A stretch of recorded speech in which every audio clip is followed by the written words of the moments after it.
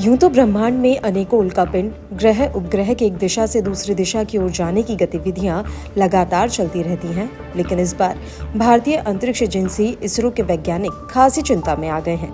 दरअसल धरती के करीब एक विशाल उल्कापिंड आ रहा है। इस उल्कापिंड का नाम एपोफिस है, जिसकी निगरानी भारतीय अंतरिक्ष अनुसंधान संगठन इसरो कर रहा है। इस उल्कापिंड के पृथ्वी के बहुत करीब आने की संभावना है। इस एस्टेरॉयड का नाम मिस्र के विनाश के देवता के नाम पर रखा गया है। पृथ्वी की ओर तेजी से बढ़ रहा उल्कापिंड 13 अप्रैल 2029 को धरती के सबसे करीब पहुंचेगा।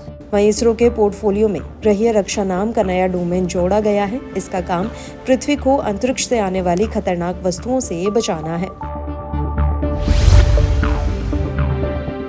इसरो अध्यक्ष ने क्या कहा? इसरो के अध्यक्ष डॉक्टर सोमनाथ ने कहा कि एक बड़ा एस्टेरॉयड हमारी मानवता के लिए खतरनाक हो सकता है। इसरो ऐसे खतरे के प्रति सचेत है। हमारा network for space object tracking and analysis Apophis की बहुत बारीकी से निगरानी कर रहा है, क्योंकि हमारे पास रहने के लिए एक ही धरती है। ऐसे खतरों से बचने के लिए हम सभी देशों से सहयोग करेंगे।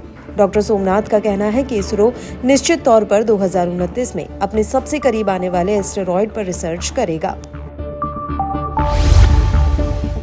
किस आकार का है एपोफिस? एक रिपोर्ट के मुताबिक पृथ्वी से 32,000 किलोमीटर ऊपर इस आकार का कोई एस्टेरॉयड कभी भी हमारे ग्रह के इतने करीब नहीं आया है। इसके आकार की बात करें तो यह भारत के सबसे बड़े एयरक्राफ्ट कैरियर INS विक्रमादित्य से भी बड़ा है। इसका अनुमानित व्यास 340 से 450 मीटर है। 140 मीटर के व्यास से ऊपर का कोई भी उल्कापिंड पृथ्वी के करीब से गुजरता है तो उसे खतरनाक माना जाता है। इसे लेकर नेट्रा के head doctor AK Anil Kumar ने कहा कि ऐसा बड़ा उल्कापिंड तबाही ला सकता है। एस्टेरॉयड के पृथ्वी से टकराने की कितनी संभावना? एपोफिस को लेकर नासा और इसरो के वैज्ञानिक चौकन्ना हो गए हैं। बता दें कि एपोफिस को पहली बार 2004 में खोजा गया था।